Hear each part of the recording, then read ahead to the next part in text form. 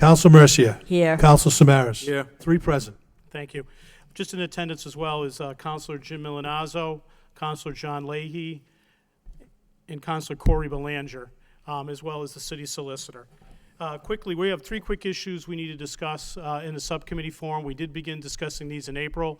There's based on 3 city councilor motions. The first one is from the Mayor Kennedy regarding increasing the salaries for city councilors and school committee members, as well as the mayor. That's a motion that was referred to the ad hoc subcommittee, and we'll be taking that one up first. The other 2 issues are motions made by Councilor Mercier. One is to increase the signatures to get on the local ballot for city council and school, and I believe school committee, but we can kind of talk about that as we get into it.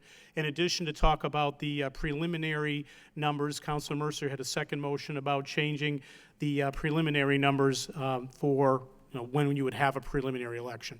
So we're going to take these issues up, each one separately. We're going to begin first with the motion by Mayor Kennedy regarding increasing the salary or making a salary adjustment for city council and school committee. So if there's anybody on the subcommittee who would like to speak on that.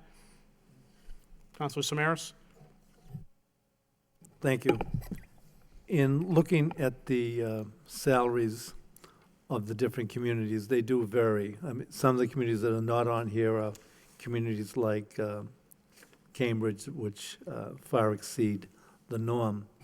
But I think why this was discussed as to why there should be a pay raise, there hasn't been one for, I believe, Council Mercer, can you tell me how many years? 20 years. 20 years. 20 years.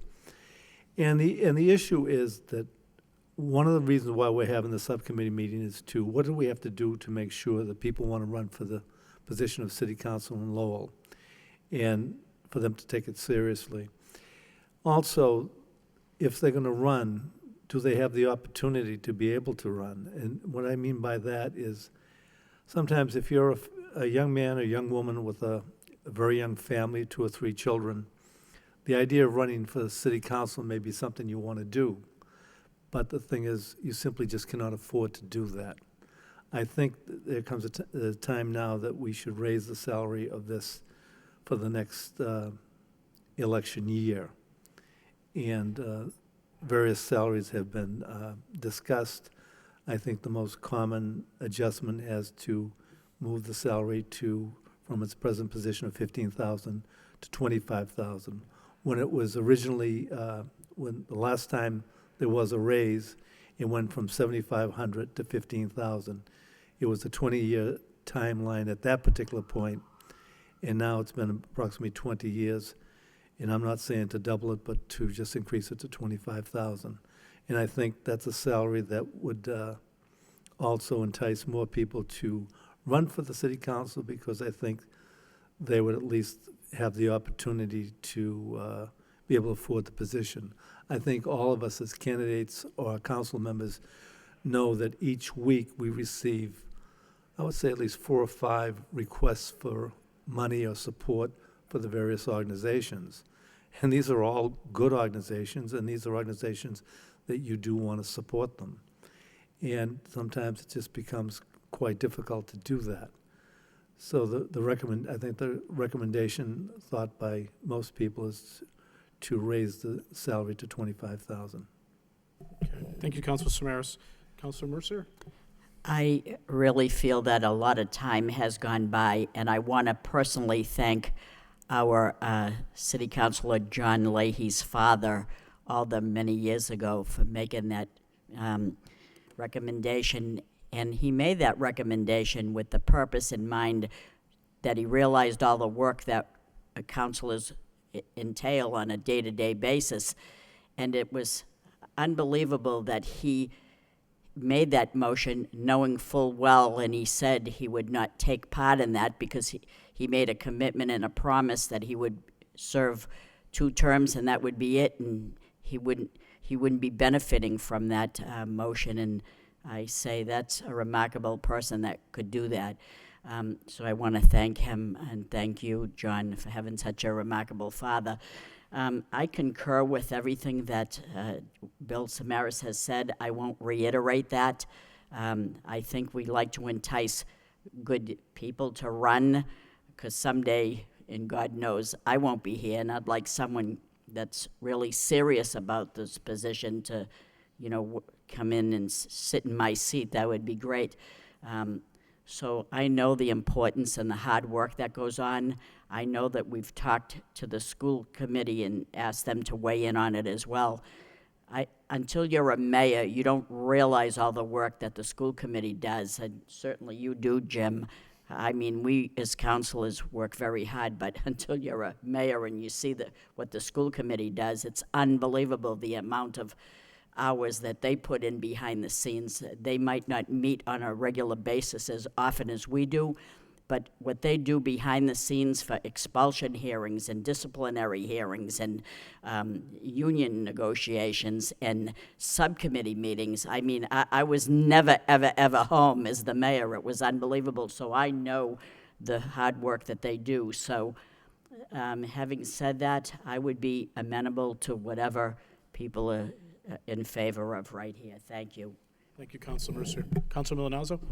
Thank you, Mr. Chairman. I certainly appreciate the ad hoc subcommittee getting together on these very important issues. I too concur with what Councilor Samaras and Councilor Mercier indicated, that it's been over 20 years, and I think that the number that Councilor Samaras indicated, the $25,000, I think is a fair number, and I'm not sure what the committee has in mind for the mayor's position and/or the school committee position, but I don't think any of us are in these positions because of the salary. In fact, if I'll just pick Councilor Mercier, not to embarrass her, but if we get paid by the hour, Councilor, Mercier would be making over $100,000 a year. Never mind Thank you so what much. we're proposing here.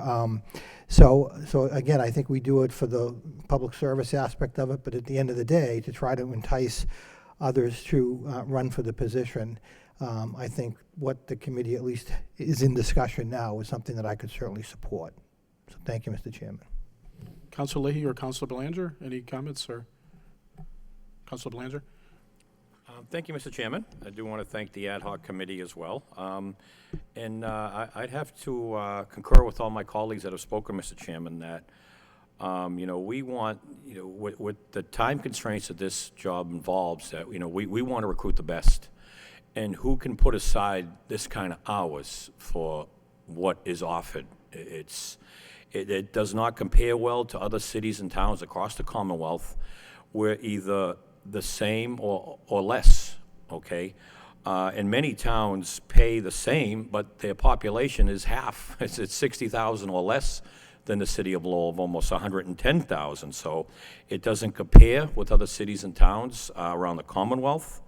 I think this council gives 100%, and I speak for all 9, really. I mean, there's other family matters that do come into play, but for the most part, every event that goes on in this city is almost always represented by one or more of our city council members. So I've seen it time and time again. We won't let that happen, okay?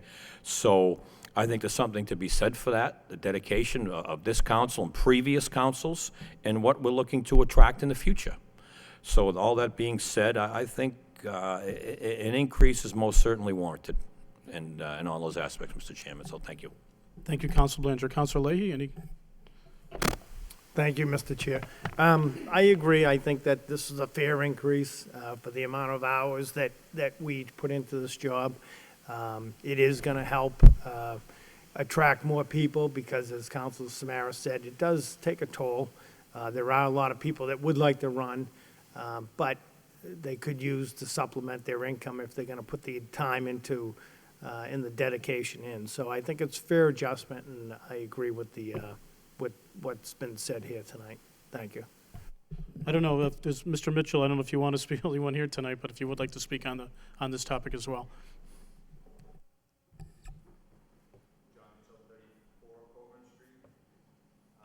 I'd like to say I support a pay raise in general. I'm not one of the nattering bombs of negativity that prattle on about how overburdened as a taxpayer I am and that government can't do anything right.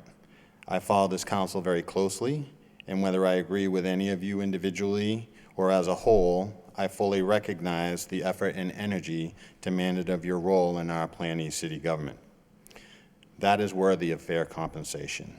and what that would be for both, say, a city councilor, and I would equate the effort of the school committee members, because they have roles that city councilors don't have, like negotiating contracts. And I would set that at $35,000. And for the mayor, for the extra effort that the mayor puts in, that would be $45,000. I think that would be equitable. But there are two caveats, one minor and one major. You're probably already thinking of this, but if you were to take this vote, it shouldn't take effect until after the inaugural of the next city council. Yeah, that would be, I think the intent would be the next elected body would come in and have that, not the current one. Because we never know, maybe the majority of the voters might not agree with how I feel, and they may want to have some recourse with your decision and your votes that you take in the coming, in the near future. The major caveat is this, and it's kind of a big ask, but I feel comfortable asking it. You should be required, if you're going to make this kind of money, you should be required to disclose what other, if any, retirement benefits would be commingled to any degree with your city pension. Both your time and service and pay allowance are key in the computation of any retirement any counselor may have. The city is involved in the PERAC system, so that relationship is direct. And PERAC system would be, there's some municipalities that pay into PERAC, the state pays into PERAC. Not all municipalities do. It's kind of a hit or miss. There's also federal government that, I know like the state would allow so much time to buy back into, or the PERAC system allows so much military time to be bought back for time and service. So there are all these nuances of how these retirements, publicly funded retirements, sort of commingle together and offset and work with each other. And as a candidate, you should be required to sort of explain that your $35,000 actually turns into something maybe potentially much greater. And the voters should know about that. It's unclear how any other publicly funded federal, state, or county or municipality may juggle the values around and how much any prorated entitlement the city taxpayers would have to offset. So if I think you deserve this type of compensation for the effort that you do, but you should also be required to sort of explain back to us how that factors into other forms of income and, public service, public retirement that you may have. Thank you. Thank you, Mr. Mitchell. I think your point really that if we do take it up, I think the thought would be, it would be for the next coming in council and school committee. In addition, I think the intent of the subcommittee and the committee and the council would be to have a public hearing too. If we decide to do something tonight, make a recommendation, it would go to the full council next Tuesday, and ultimately a public hearing would be tentatively set for the 27th of September. So people could, like yourself, coming in and speak, and if there's folks in opposition, they can articulate that position as well. Mayor Kennedy has just joined us. Mayor, we just began on your motion regarding the pay raises for council and school committee. I don't know if you want to be recognized. Thank you, Mr. Chairman. I just have just a couple of things to say. Just to remind everybody, I think that this issue came about, that all the matters that are before the subcommittee came about as a result of the past election and maybe the couple of previous elections to that one. In those elections, there have only been, for instance, last year, there were only 19 candidates running. So the idea was that we were having a preliminary election in order to eliminate just one candidate. And I think that some of the items that before you are aimed at changing what would trigger a preliminary election. I think that my proposal on the pay raise takes a different approach. I think that really rather than to be concerned about the money that was spent on the preliminary election, we really should be concerned about the lack of candidates that are running for office. In a city the size of Lowell, there should be a lot more candidates. And I know that before my time, there were times when there were 40, 50 candidates running for city council. And even in my time, there were, 34, 26 candidates at different times. So 19 candidates is just just isn't very many. So I think that for that reason, maybe one of the ways in order to attract more quality candidates, more candidates for the position of city council and for school committee would be by increasing the salary so that it becomes worth their while for people to run for office. Because as all of us know, it takes a lot of time, it's a lot of months, and it's a lot of work, and it takes a lot of help from a lot of people and family, and it also takes a good amount of money to run. Maybe these days it doesn't take quite as much money as it did maybe 20 years ago, but it still takes quite a bit of money to run. And so there are people who I think take a look at it who maybe would be good candidates for city council or for school committee, who just put it aside because it isn't worth their while to do it. And part of the reason why it's not worth their while is that the compensation is just not enough. So maybe if we increase the compensation, that would make it be a little bit more worthwhile for candidates. And I think what I provided the members of the city council with several months ago was a survey of 19 different cities and what the city councils make in those cities. And I think if you take a look at that, by and large, in communities that are comparable to this city, we're lacking, and it's been quite some time since there's been a raise. So I would be, I would want to support a raise that was going to be, this isn't something we're going to do every 2 years or every 4 years. You know, it requires a certain amount of political courage and political fortitude in order for the council to give itself a raise. And so I do think that something in the $25,000 to $30,000 range would be appropriate for a city this size, and that might be enough to do the trick to increase the number of candidates. One of the other proposals, for the school committee, I'm really not sure. And I think that the mayor's salary has been a combination of the school committee salary plus the city council salary. That's how the mayor's salary is determined. So I guess I would expect that that probably would continue going forward.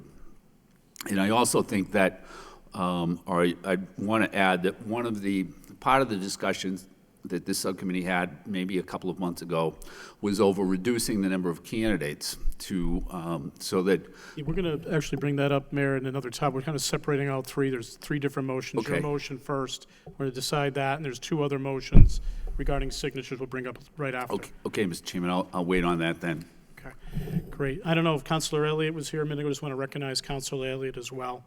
So I guess really from a, Mr. Samaras, go ahead. No, just to reiterate what's been said, Mr. Mayor, prior to your coming in, we spoke about the issue. I think all of us know a number of people that would like to run, but just basically can't afford to run.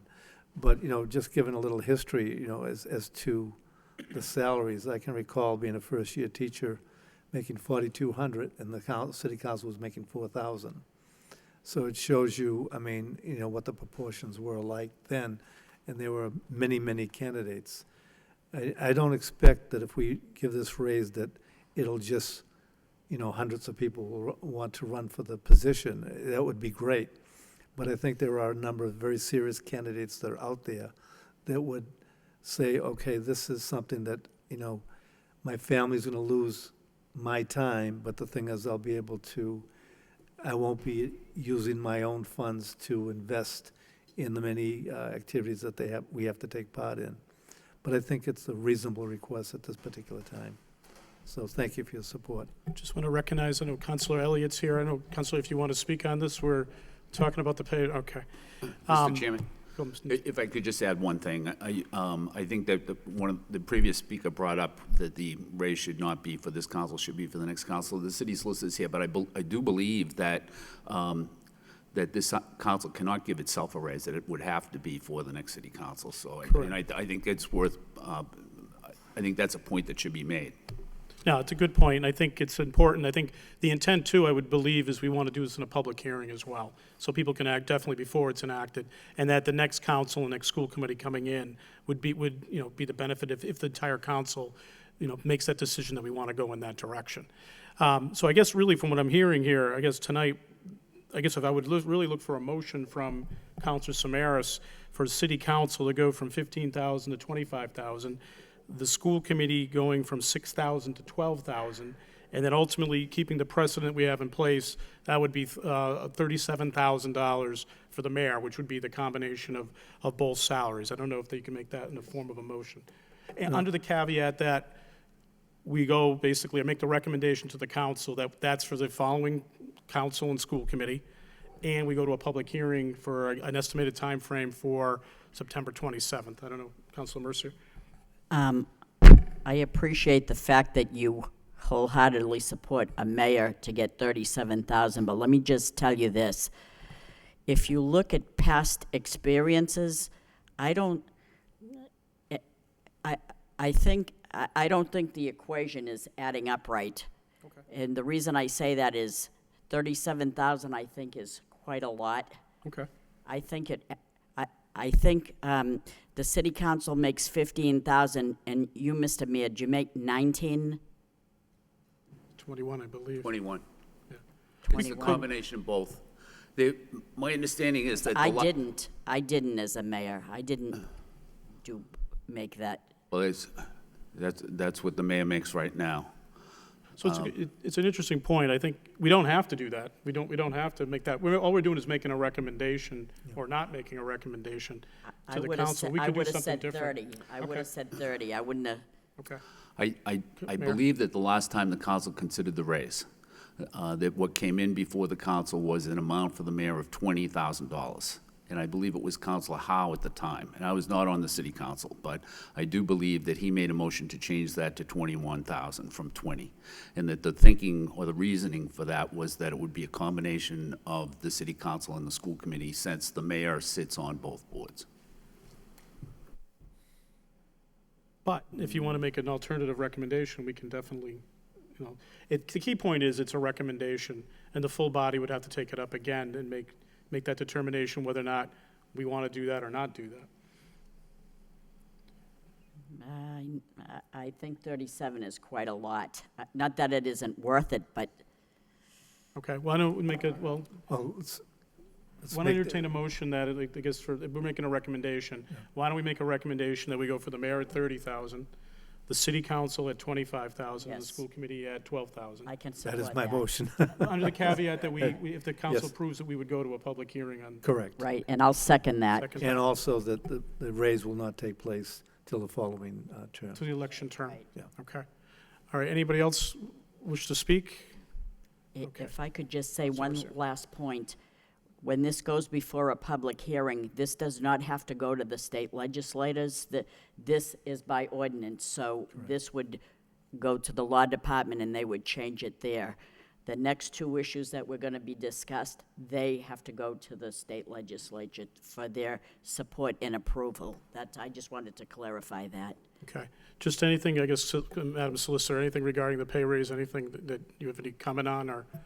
No, historically, that's what the councils have done, that they have, if a raise was enacted, then it took place for the next council, not for the sitting council. The statute provides that no raise shall take place in the year in which it was voted. Regardless, the council has never, no council has, I don't believe, ever accepted the raise themselves. They've done exactly what this council is doing. Right. Okay. So, Councilor Samaras. But for point of information, if we wanted to, we could take the raise the following, next year. But we're choosing not to. Correct. I mean, just being technical.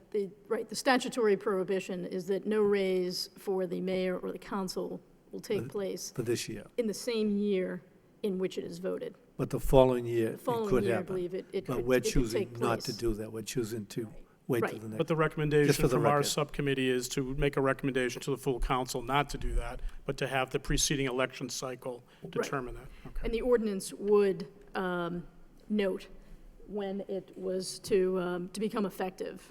And so it would become effective upon the election of the next duly elected council, and that would be part of the ordinance. In school committee. And the same for the school committee and the mayor, correct? And Councilor Rourke is also in the chambers, let it reflect. So I guess we have a motion and a second. I guess if the clerk could call the roll. Chairman Leary, Yes. Counselor Mercia. Yes. Counselor Samaras. Yes. 3 yeas. Okay. The second issue we need to take up is a motion by Counselor Mercier regarding the number of signatures it would require for a city council, and I'm presuming school committee candidate to get actually on the ballot. So I will turn that over to Counselor Mercier. Some time ago, many years ago, we were finding financial difficulty in the city. Times were tough, the economy was rough, and we didn't want to try to find ways to save money, and I'm not trying to upsert the election process and people's democratic rights, but the fact remains that it is frustrating when the rules say double plus one. So double a city council is 9, would be 18, plus 1, 19. So that if 19 people applied, it would then be that we would have to eliminate just one person. Having said that, I found that when elections took place, and it never ceases to amaze me how people put their name on a ballot and you never see them. They never go to candidates' night. They never did. A few times people ran and I didn't even know who they were. So I thought, and we did apply to Senator Steve Panagiotakis and asked him if we could appeal to him to go to the legislator in the Senate and ask if we could then amend this to bypass this election. And he did that not once, but twice. And the second time he said, I will not do this again. If you want to do something about it, change the rules. So this is an opportunity whereby we asked our city solicitor, Christine O'Connor, do we need a home rule petition for this, or do we need a charter change, or how could we do this? And she said, you could simply have a change by making these rules at a subcommittee meeting. So the mayor established an ad hoc rules change subcommittee, and I felt that it would be warranted to increase the number of signatures from 50 to 150. I thought if you're serious enough to get 150 signatures, then you're serious enough to run for the council. So this was a motion that I brought forward, and the city solicitor said that you could do that on a council floor. To change the rules, as Senator Panagiotakis said, change the rules. Don't have me do this again. So I thought this would be something where we'd have serious candidates to get signatures from 50 to 150, and that's the motion as presented. Okay, thank you, Councilor Mercier. Councilor Samaras? Thank you. Councilor Mercier is correct. The one thing, just having to obtain 50 signatures to run for a campaign just doesn't seem right, and somebody can gather those names in a day. But if you're a serious candidate and you want to become a serious candidate, it's a way of starting to work, to go out and meet people and to talk about why you want to run. And I think 150 names is adequate. That's what our state legislators do, and I think that's consistent with what's going on, and I support that. Just for my own edification, you're right. The state reps, for example, you need to get 150 signatures within your district. So you have a race going now with 3 gentlemen running for the Democratic nomination. Each of them had to get 150 signatures in the 18th district. So it's just the Highlands and the Acres. So to get 150 signatures is not Citywide. Yeah, it's not a unachievable thing. If you're looking at city council, you're doing it citywide. So I'm definitely going to support your motion on the number of signatures. And I don't know if the council wants to weigh in. I don't know if anybody wants to speak on that issue, or Councilor Belanger, In or... the case of John Leahy, all he has to do is go to his family, and he'd have 150 signatures right then and there, so. So let's give him our papers, then he can do it for us. Councilor Belanger. Yes, thank you. Well, it's not that easy for me, Councilor Mercier. I have no family members residing in the city, but I have to agree with you. I like you, I have been the beneficiary of primaries the last 2 elections, and I'll be the first one to admit, I was on the outside looking in on both elections during the primary, and so to me, it was a tremendous advantage. So, but I did what was necessary to get elected. And as you mentioned earlier, Councilor Mercier, that, we've seen too many people had their name on the ballot and did not do the work that was necessary. We don't want to stop democracy. That's not what this is about. We just ask that if you're a candidate, we want you to be serious. That's all we're asking, and we didn't see that in, you know, roughly a handful or so of people who put the name on the ballot, because it's relatively easy. 50 signatures is a couple sheets. It can be sorted one afternoon in a large festival in the city. That could be obtained fairly easy. So this is not about putting barriers in place, nothing like that. It's just to, I think this whole thing we're looking at with the salaries and the signatures is just to get serious candidates and good candidates that are qualified. That's what this is about. So I do support it. I think it's in the best interest of the city that, you know, that too many times, you know, we had to spend almost $100,000 to eliminate one candidate. That's a lot of money. So I do agree with you. I think it should be 150 signatures to get on the ballot. So thank you. Any other counselor want to speak? I know, Mr. Mitchell, if you want to speak on this issue as well. John Mitchell, 34 Coburn Street, Lowell, Massachusetts. We're in agreement, basically. I think that any potential candidate should put some sweat equity into running for the city council. It's not just pop in and now you get to go to all the parties and shake hands and have everybody pat you on the back. I think the number of signatures should be comparable to that of the state rep. Now, state rep goes to Boston, but they represent, you know, maybe 2 wards. And for the city, there's 3 state reps effectively.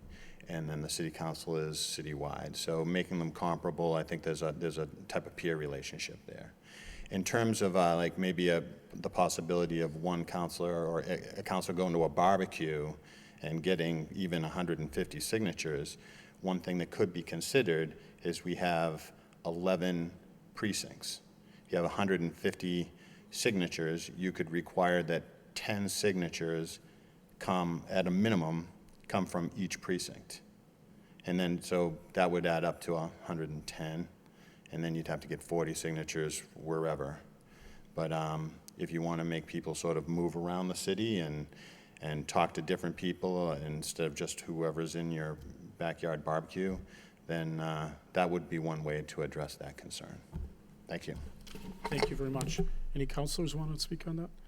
Okay. So I guess if I can entertain a motion to make a recommendation to the full council to move from signatures, Councilor Mercier make a Yes. motion. I'd like, 50 to 150, with a Yes. caveat, we go through the same public hearing and process. sure, that's, And a second? thank you, that's the motion. Second, Mr. Samaras, City Clerk, if you call the roll. Counsel Leary. Yes. Counsel Mercia. Yes, Counsel Samaras. Yes. 3 yeas. Okay. The last motion was from, that the committee's going to take up tonight, is the motion from Councilor Mercier regarding the number of individuals that would be put on a preliminary ballot. And I believe this would be for the city council as well as the school committee. So this would be similar in terms of the mechanism. It would have to, if it is approved by the council or altered by the council, would have to go before the state legislature and ultimately the governor for signature, if that's something the council wants to entertain. Councilor Mercier. and the motion would be to raise the preliminary election number of people from 19, instead of double plus 1 being 19, it would be 24. Now, I'm open for discussion here. That's simply my opinion, but if you have other ideas, I know probably some of my colleagues would like to leave it alone, but I still feel certain that there are still going to be people that probably have all the time in the world to go out and gather 150 signatures, but they're not going to want to go to different candidates' night or whatever. They just want to see their name and how many votes they can get. So I'm thinking to raise it from 19 to 24, but I'm still amenable to, I don't want to just leave it at 19. I want to, if you want to say 20, 21, but I'd go as high as 24. That's my motion. Councilor Samaras? Not the same.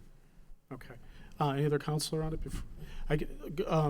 I'll speak real quickly. I think the motion you made put a lot of thought into it, and I think it's a motion that, I think the 150 signature motion actually leads us to the same direction as of what this motion is. So, I mean, I will vote to get it to the city council as a full review, but I don't know if I can support changing the number at this point in time, because I think your first motion actually changes the whole dynamic completely.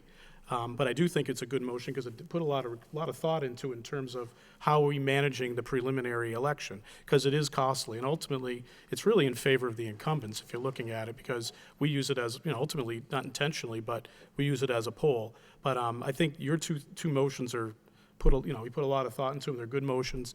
I'll vote to move. Like, I kind of threw it out there. I'm not I thought it was saying that good, yeah. you do it my way. No, no. I'm offering whatever you want to do. I'll be amenable to it. I just thought it was food for thought, and that's why I put it No, out I thought it there. was excellent. I thought that I think the signatures actually takes care of Okay. both issues, but I like, If you do, that's what your choice is. It isn't my way, it's whatever you think. Okay. Thank you.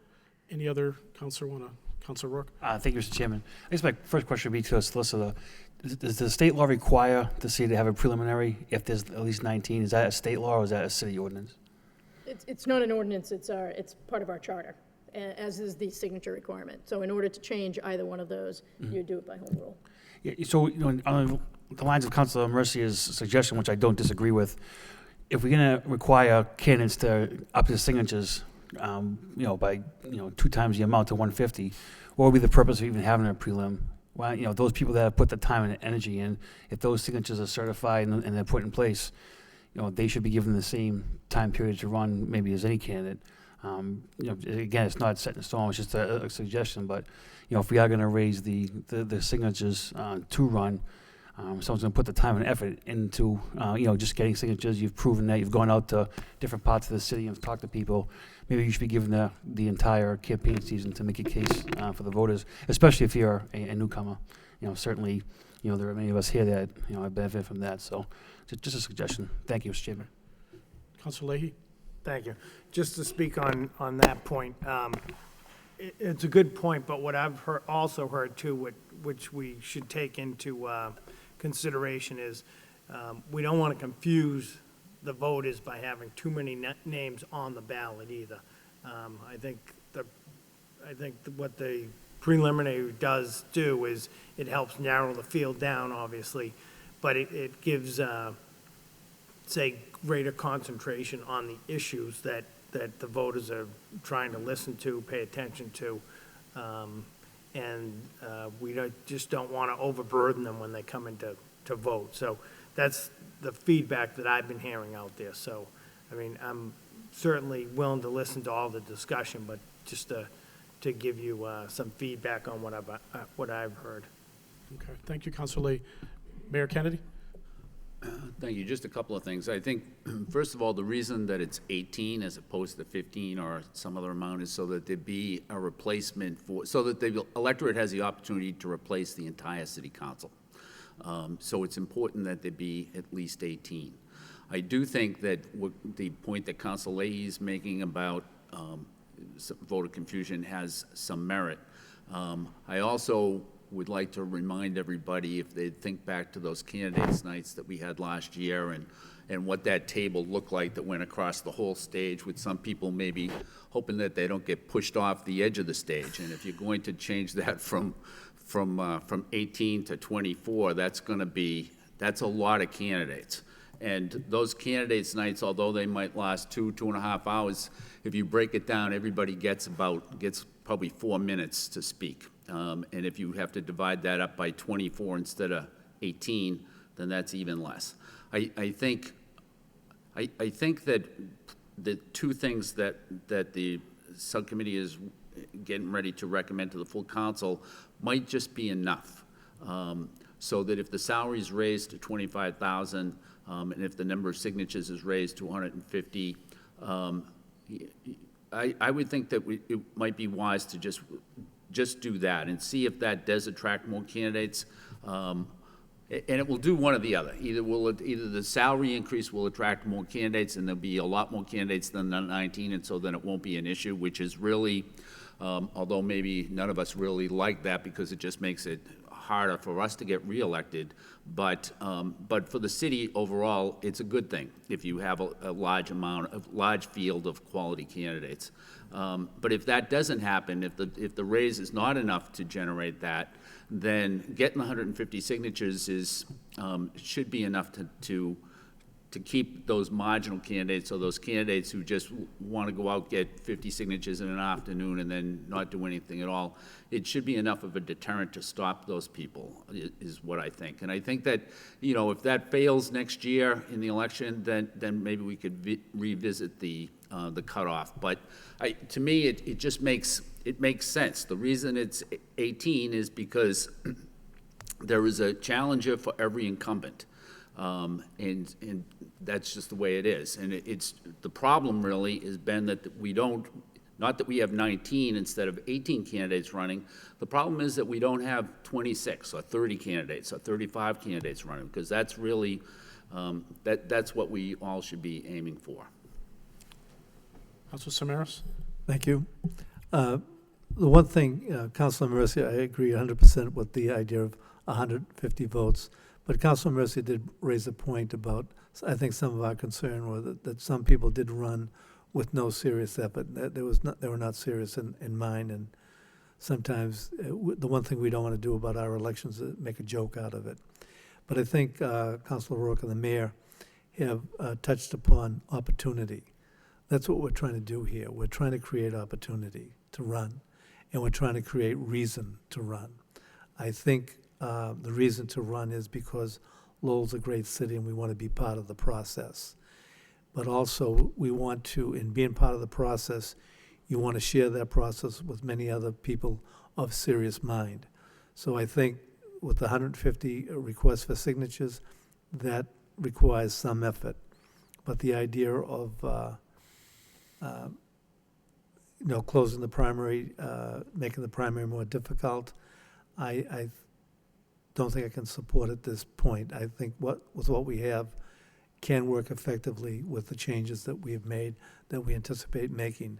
And it's also about opportunity. So I think all of us, we have a different approach to how we create opportunity, but I think some of the moves that we're talking about tonight will create the right atmosphere for having good elections and having people say, you know, I might like to run for city council. I do have a chance, and I'll be given all the opportunities that are necessary if I work for it. Thank you. So I think that I would make the motion to leave the preliminary process as it is, double plus one, and I'm not gonna go to 24. I just put it on the table to hear everybody's opinion, and I think would be the wise thing to do, is just to leave it. So I make the motion to leave the preliminary election being the same as double plus one would be 19.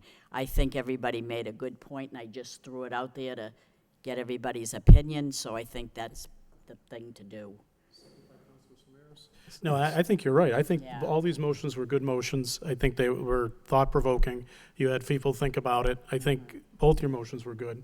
And I think ultimately, what the first motion of moving from 50 to 150 will really hopefully alleviate a lot of the issues of folks who are not taking it seriously. And I think hopefully the increase in pay, while both, you know, appropriate after 20 years, is appropriate for respect for the position, but hopefully more folks will take a look at it as an opportunity to run. So I think we have a good solid recommendation to the full council. Councilor Milanazzo. Thank you, Mr. Chairman. Just a point of clarification. Are we talking both city council and school committee? Correct. We are, okay. Yeah, correct. Absolutely. Thank you. Okay, thank you. Okay. So there's a motion. I don't know if Mr. Mitchell, you want to speak on this one as well? Thank you. John Mitchell, 34 Coleman Street. I just put in a plug for potentially making the trigger 14 instead of 19. Thank you. Thank you. All right, so there's a motion by Councilor Mercer, second by Councilor Samaras. Yes. Roll call. Chairman Leary, Yes. Councilor Mercia. Yes. Councilor Samaras. Yes. 3 yeas. And is there a motion to adjourn by Councilor Mercier, second by So moved. Councilor Samaras? Second. All in favor? Aye. Thank you. Thank you very much, everybody.